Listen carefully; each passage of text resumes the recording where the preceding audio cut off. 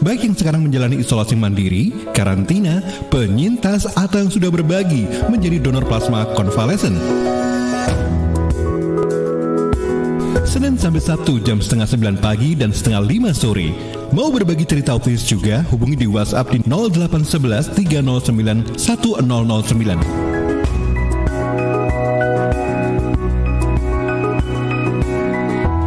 Halo sahabat, kita berjumpa kembali di program Radio Sahabat Isoman, ya, di mana program ini akan menghadirkan narasumber yang pernah terpapar COVID-19.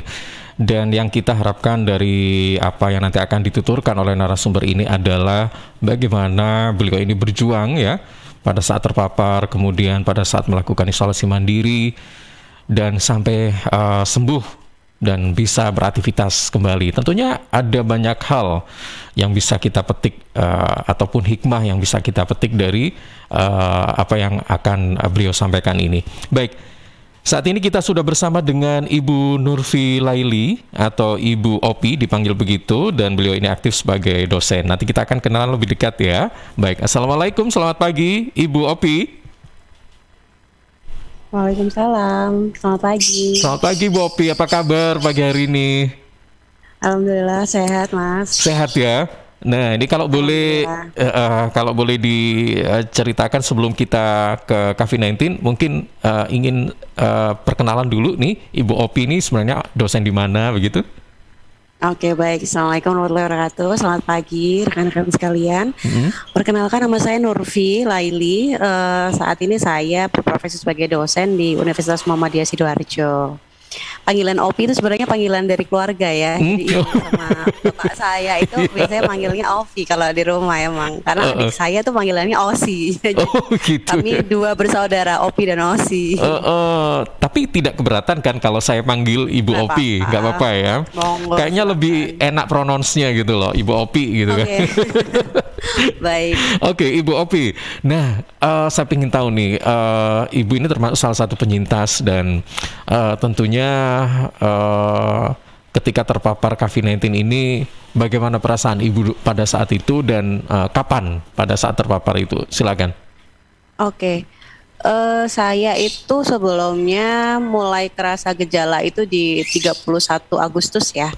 Jadi gejalanya ya demam, kemudian badan tuh lemes gitu. Kemudian saya inisiatif sendiri sih sebenarnya di tanggal 30 Juni ya. Kemudian 1 Juli itu saya inisiatif sendiri untuk swab antigen bareng sama anak saya, karena tiap hari kan kumpulnya sama anak saya ya. Gitu. Jadi kami berdua itu swab antigen dan kayak kena kayak dunia itu runtuh gitu ya ketika ngelihat hasilnya, wow, positif 2 orang, saya sama anak saya gitu. Oh iya. Kalau ya, boleh tahu putra-putri usia 7 tahun. Ya, anak saya kebetulan masih 1 putri umur 7 tahun. Tapi anak saya ini di awal-awal udah ada gejala, Mas. Gitu. Yang ada gejala tuh saya demam, kemudian badan lemes gitu ya, meriang-meriang gitu ya, mirip kayak gejalanya flu itu loh. Mirip kayak gitu.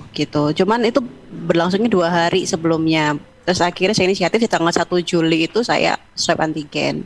Ternyata positif. Ya udah, setelah itu saya nggak ke puskesmas sih. Jadi saya langsung memutuskan ya udah isoman aja di rumah gitu ya. Terus kebetulan dulu saya serumah sama mertua. Saya kasih opsi ke mertua, ini kalau hasil saya positif, maka pilihannya adalah beliau harus pindah ke rumah yang lain gitu ya, ikut anaknya yang lain, atau tetap di rumah bersama saya. Cuma saya sudah menjadikan beliau itu juga positif gitu ya, meskipun OTG.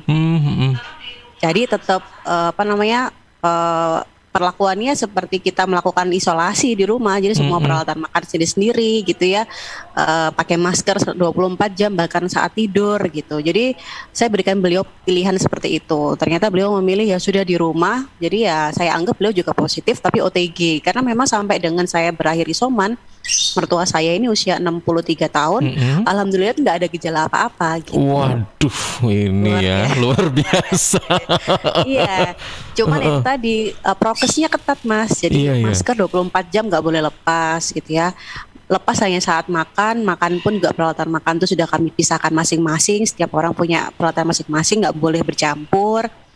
karena kamar mandi cuma satu di rumah, jadi ya sudahlah itu yang kami relakan. Cuman yang lain-lain prokes insya Allah kami selalu jalankan gitu. Terus vitamin itu tiap hari digelontor udah dari mulai vitamin C, vitamin D, kemudian vitamin-vitamin yang lain ya, terutama mertua saya kan juga ada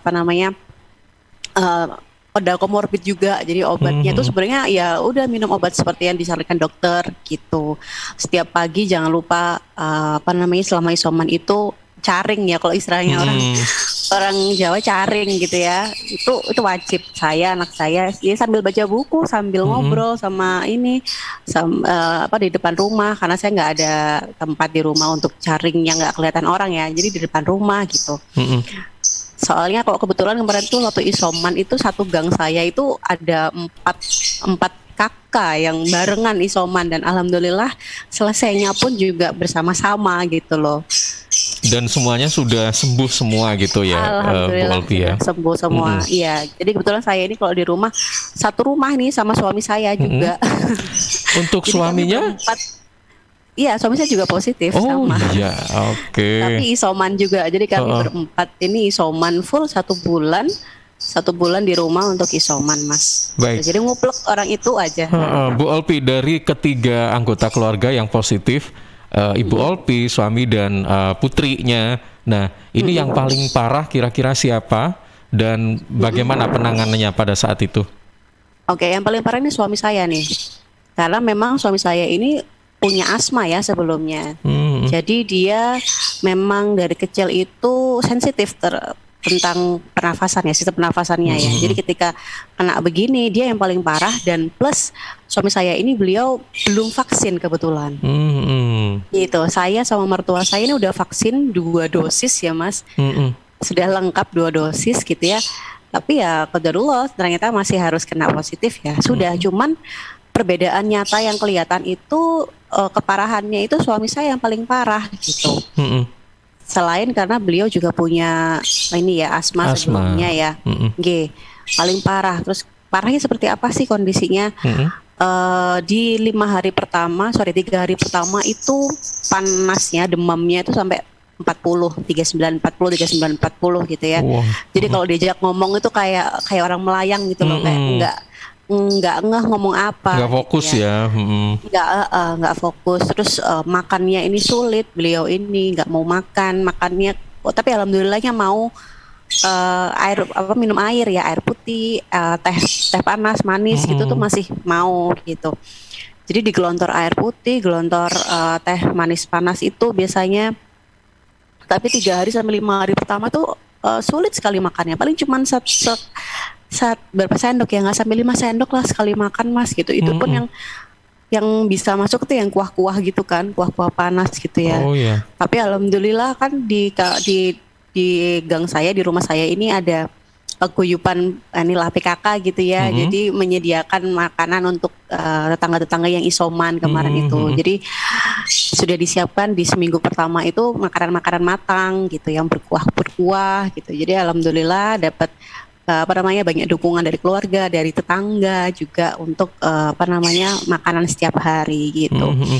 Dan ini dilakukan berlangsung sampai sembuh ya, tetangga ini memberikan bantuan makanan begitu. Enggak, kalau makanan matang mungkin cuma seminggu ya, 7 hari pertama. Setelah itu biasanya kan tingkat keparahannya sudah mulai menurun. Nah itu dikasih penawaran, apakah mau pesen makanan jadi lagi. Jadi kalau yang sebelumnya itu kan memang dibantu sama istilahnya dana kas PKK. Jadi itu benar-benar gratis untuk keluarga yang isoman. Nah setelah seminggu dikasih pilihan mau tetap istilahnya kayak catering gitu. Sehingga nanti pembayarannya akan ditransfer atau bagaimana gitu. Nah biasa kalau saya kemarin ya memilih untuk catering itu tadi. Jadi memang tetap situ dibantu sama tetangga. Cuman kan sudah berbayar gitu loh, Mas. Karena memang kemarin itu luar biasa ya, Juli itu Masya Allah di kompleks saya ini kayak zona hitam, Bu. Hitam pekat ya. Hitam pekat, Masya Allah. Tiap hari itu di masjid itu ada ya Allah berita duka setiap hari, bahkan sehari 2 kali 3 kali gitu ya. Aduh ya Allah. Jadi alhamdulillah gotong royongnya luar biasa di perumahan saya ini. Jadi bantuannya tuh kerasa banget.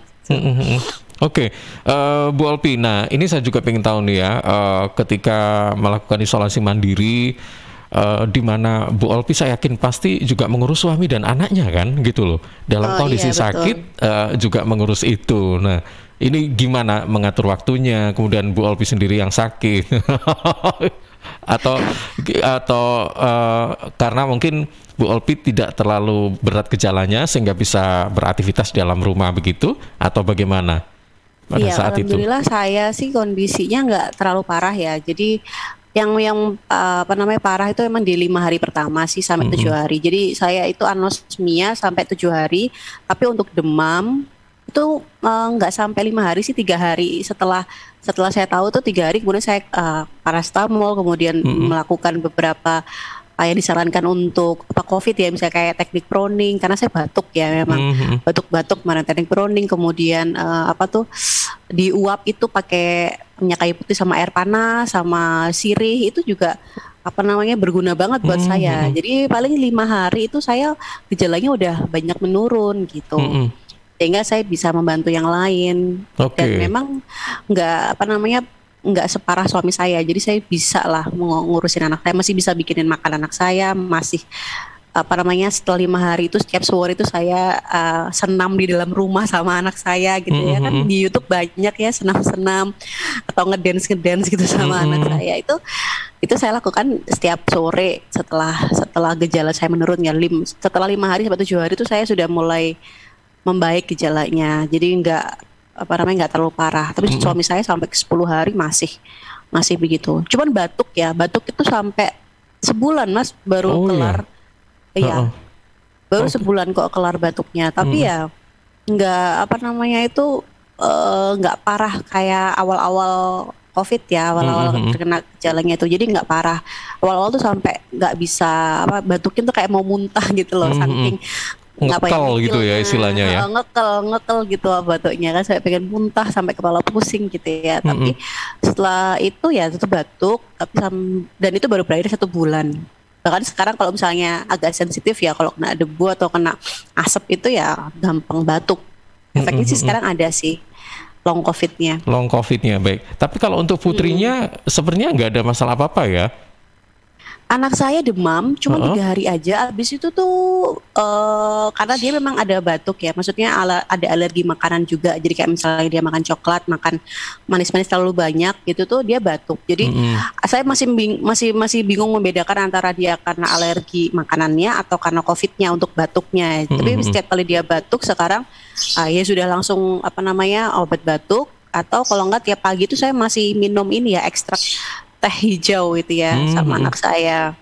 Itu lumayan sih Mas untuk antioksidan juga kan. Mhm. Oke, baik. Jadi apa yang dilakukan oleh Mbak Olpi selama melakukan isolasi mandiri di rumah itu ternyata selain berjemur ya, kemudian mengonsumsi obat-obatan, tadi ada paracetamol, kemudian mengonsumsi minuman herbal kayak teh hijau kayak gitu-gitu ya. Kemudian Obat apa itu lagi hanya Mbak untuk yang bisa mempercepat penyembuhan itu? Kalau menurut Bu Olpi sendiri apa ini? Kalau saya sih sebenarnya ini aja sih pikiran kita aja sih, Mhm. anggap kalau memang sebenarnya ini tuh flu biasa. Jadi kayak kayak kita terkena flu biasa gitu ya, ya Mhm. ada demamnya, ada batuknya, ada pileknya gitu ya. Jadi yang penting kalau kita flu kan sebenarnya yang diserang memang imunnya ya. Jadi Mhm. nggak mau makan gitu ya. Justru malah ketika kita ngerasa malas makan itu nggak boleh, kita harus ngelawan. Udah makan apa aja yang bisa kita makan aja. Selama kita masih ada selera makan sedikit aja itu Mhm. udah diteruskan aja makannya gitu. Kecuali kayak kemarin suami saya itu bener-bener dia kayak kehilangan nafsu makan, tapi ya harus dipaksa kan, sehari harus Mhm. makan paling enggak gitu ya. Makan, pinginnya makan apa? Ya udah diiniin aja, diturutin aja, pengen makan ini GoFood atau apa, udah deh makan aja lah gitu. Mhm. Ingin kita makan terus jangan lupa vitamin vitamin itu kalau dulu saya emang pemalas ya kalau minum vitamin, Mhm. karena ada capek kan, banyak banget yang diminum bentuknya kapsul-kapsul gitu, saya nggak suka. Tapi selama COVID ini saya ngerasa memang ketika saya minum vitamin itu memang lebih mudah untuk recovery, lebih cepat fit gitu ya. Obat itu hanya untuk menangani gejala aja. Kalau ada gejalanya ya kita minum obat. Kayak misalnya kita demam ya minum paracetamol. batuk ya minum obat batuk gitu aja sih. Kalau itu nggak muncul ya nggak usah diminum. Tapi vitamin itu menurut saya wajib gitu ya. Terus kemudian minuman herbal kayak teh atau apa gitu tuh bisa untuk menjaga imunitas juga gitu. Terus jangan lupa melakukan aktivitas yang kita suka, itu yang penting. Apa itu ya? Jadi kayak selama kalau ini saya kan karena saya tuh nggak pernah olahraga ya selama ini. Jadi saya tuh jarang olahraga. Cuma selama di rumah ini kalau sama anak saya suka ini lihat YouTube, terus senam yang pakai dance. Terus saya yoga di rumah karena saya suka yoga. Cuma saya nggak selama ini karena sibuk kerja jadi nggak sempet yoga di luar ya. Jadi ya udah yoga di rumah, lihat dari YouTube gitu ya. Apapun lah yang kita suka, misalnya kita suka berkebun ya berkebun, kita suka apa ya lakukan itu gitu sih. Cuman memang nggak usah diforsir, semampunya kita. Kalau kita ngerasa udah capek ya udah berhenti, besok lagi gitu. Tapi rutin tiap hari. Oke, ini menambah imun ya, ya kan? Betul. Oke. Saya pengen tahu juga nih. Saya pengen tahu Mbak atau Bu Olpi sadar nggak kira-kira waktu terpapar COVID itu di mana pada saat itu? Dapat kenanya dari mana gitu ya? Jujur saya sih tidak mengulik lebih.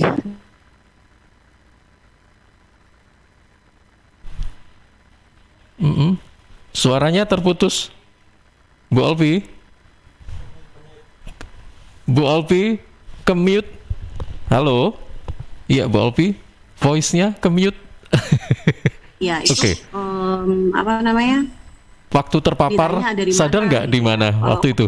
Saya sih nggak terlalu ngurusin itu ya, karena menurut saya kalau saya cari-cari tahu saya terpapar dari mana, saya juga nggak bisa fokus dengan diri saya gitu ya. Cuma saya cuma cerita saya kemana ketemu siapa ya sudah gitu aja. Nggak terlalu mencari tahu saya kena dari siapa enggak. Jadi saya udah fokusnya oke, saya positif, apa yang saya lakukan nih berikutnya gitu ya. Kalau udah positif oke, ke-mute lagi Bu Olpi. Bu Olpi suaranya ke-mute lagi. Ibu Olpi, halo, suaranya ke-mute lagi. Oke. Baik, jadi Bu Olpi waktu terpapar, awal pertama kali terpapar, ini tidak terlalu mempermasalahkan gitu kan. Intinya kalau sudah positif ya berarti action apa yang harus dilakukan gitu aja ya. Jadi nggak menganggap terlalu berat gitu kan pada saat itu ya. Berarti ini sudah siap mentalnya gitu kan. Nah, yang ingin saya tahu juga nih ya, dari tiga orang yang pada saat itu terpapar bersamaan dalam rumah lagi begitu ya. Apa yang bisa Ibu Olpi ceritakan tentang COVID-19 ini? Karena kan setiap orang ini gejalanya katanya beda-beda. Untuk sang suami ini lebih berat begitu ya. Ini semacam penyakit apa sih gitu kalau menurut Bu Olpi sendiri, dan apakah dengan adanya berita-berita yang selama ini kita tahu, Bu Olpi juga pernah dengar katanya tadi di masjid sering ada siaran orang meninggal dunia dan sebagainya. Nah, ini seperti apa Bu Olpi COVID ini sendiri? Oke, kalau menurut saya sih COVID ini kayak flu gitu ya, menurut saya. Karena dari gejala yang saya alami sendiri ya memang kayak flu gitu. Jadi kalau imun kita baik, badan kita tuh sehat, sebenarnya proses recovery-nya akan lebih mudah juga gitu. Apalagi kalau kita memang maksudnya nggak punya penyakit bawaan ya, kayak penyakit komorbid ya yang agak berat, misalnya kayak diabetes atau yang lain-lain gitu ya misalnya. Itu sebenarnya jauh lebih cepat sih recovery-nya gitu. Terus jadi menurut saya ya saya sih nganggapnya kayak flu gitu ya. Jadi yang saya perhatikan adalah bagaimana cara saya meningkatkan imunitas saya supaya virus ini segera mati atau paling nggak dia melemah lah ya dari tubuh saya, sehingga organ-organ tubuh saya yang lain tuh bisa bekerja dengan lebih optimal gitu. Jadi emang kalau flu itu kan setiap orang pasti kena Pasti, ya. pasti pernah mengalami gitu kan? Pasti pernah ngalamin flu. Cuman kan memang kadar keparahannya beda-beda ya. Misalnya kalau kita lagi capek banget, itu kan jadi lebih parah dan lebih lama kita menyelesaikan atau kita melemahkan virus itu di dalam tubuh kita ya kan. Tapi kalau kita kondisinya baik-baik saja, nggak punya penyakit bawaan, kena flu kan udah paling sehari 2 hari kita istirahat, tidur, minum obat, makan yang banyak, selesai kan sebenarnya flu-nya. Nah sama kayak gitu sih kalau menurut saya. Jadi anggap kayak flu, cuman yang kita fokuskan adalah bagaimana kita meningkatkan imunitas kita aja, kita menyehatkan diri kita sendiri aja. Jadi nanti otomatis sebenarnya virus itu akan melemah kalau kita lebih kuat gitu sih. Tapi kalau ada penyakit bawaan, nah itu perlu diperhatikan dan perlu konsultasi ke dokter yang lebih detail ya Mas ya, karena obatnya, treatment tambahannya kan beda-beda ya tiap orang. Oke, baik Bu Olpi, setelah banyak yang dilewati ya, masa-masa sulit saat terpapar, kemudian menangani putri dan suami begitu. Perubahan apa yang saat ini Bu Olpi rasakan setelah terpapar COVID-19? Perubahan dari sisi apa nih? Kalau dari sisi gaya hidupnya atau mungkin dari sisi bagaimana kita berinteraksi misalnya, jadi agak lebih menjauh-jauh gitu atau bagaimana?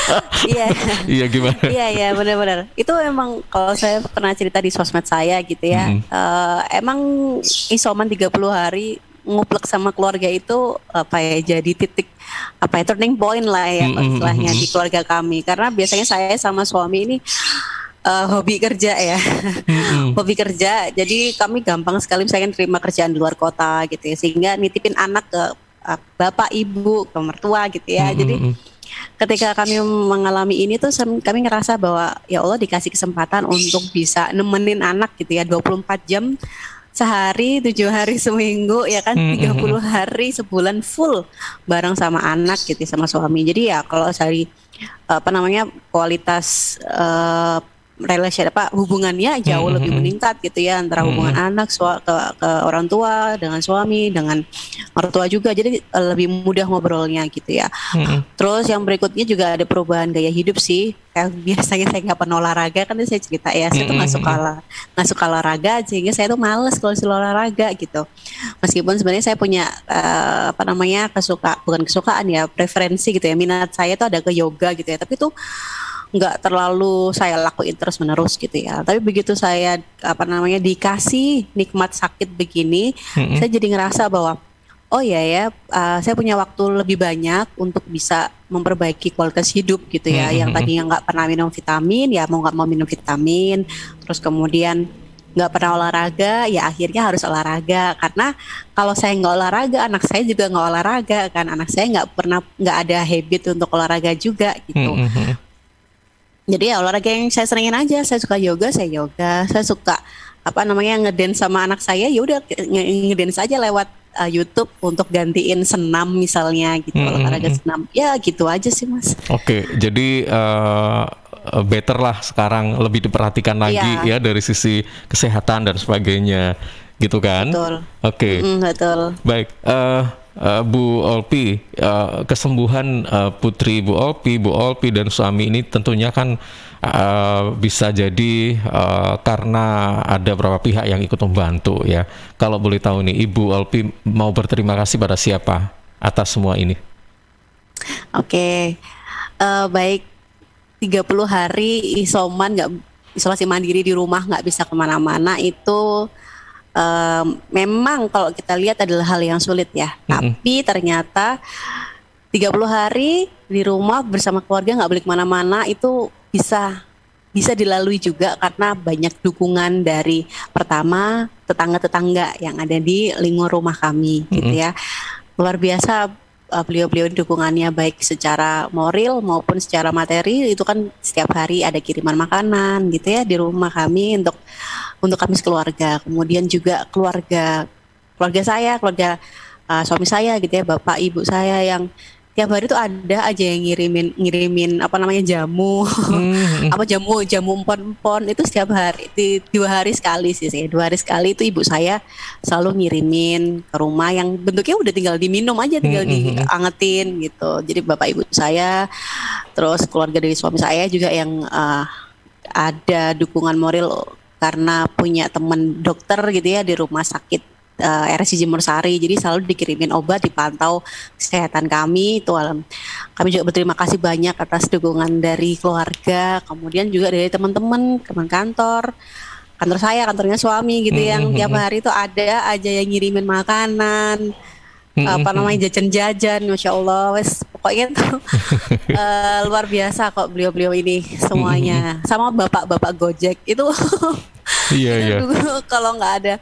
Kalau nggak ada kurir itu saya nggak ngerti deh gimana caranya kami bisa belanja online, gimana caranya kami bisa pesan makanan online, ngirimin ke sana, ngirimin ke sini. Kalau nggak ada bapak kurir nih, kami juga nggak tahu gimana nasib kami yang harus isolasi di rumah, nggak boleh kemana-mana gitu. Jadi itu semua pihak yang mendukung dan membantu kami untuk bisa melampaui ya 30 hari isolasi mandiri di rumah. Terima kasih banyak untuk semua dukungannya.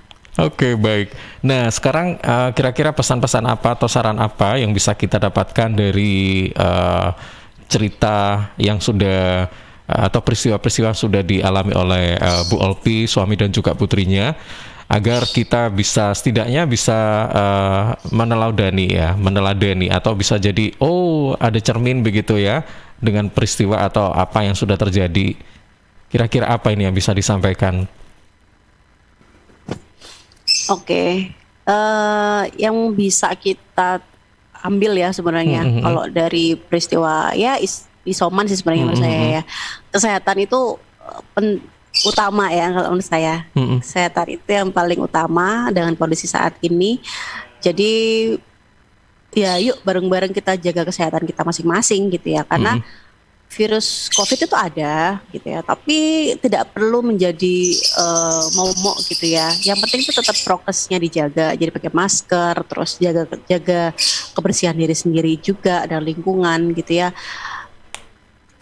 Sehingga ya nggak harus kita takut banget sama COVID gitu ya, karena sama kayak virus flu, yang kita tangani adalah gimana caranya kita itu meningkatkan imunitas diri kita sendiri gitu, supaya tubuh kita ini punya sistem pertahanan diri yang kuat untuk bisa melemahkan virus flu itu tadi. Jadi ya ini aja, jaga imun aja, jaga imun. Makan, tapi makannya juga dijaga, jangan makan yang nggak bergizi gitu ya. Karena alasannya juga imun, makan gorengan tiap hari ya nggak boleh juga.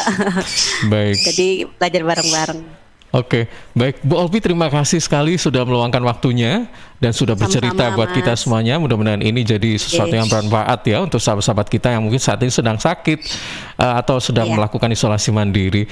Baik, tetap jaga kesehatan untuk Bu Olpi dan keluarga, dan semoga tetap sehat. Selamat pagi, selamat melanjutkan aktivitas, dan assalamualaikum warahmatullahi wabarakatuh. Waalaikumsalam warahmatullahi wabarakatuh. Terima kasih. Oke, sama-sama. Baik, sahabat, baru saja kita simak Radio Sahabat Isoman bersama dengan narasumber kita Nurfi Laili atau Ibu Olpi ya, seorang dosen, dan mudah-mudahan informasi ini bermanfaat. Radio Sahabat Isoman, Senin sampai Sabtu, 8:30 pagi dan 4:30 sore, hanya di Suara Sidoarjo. Sahabat Bea Cukai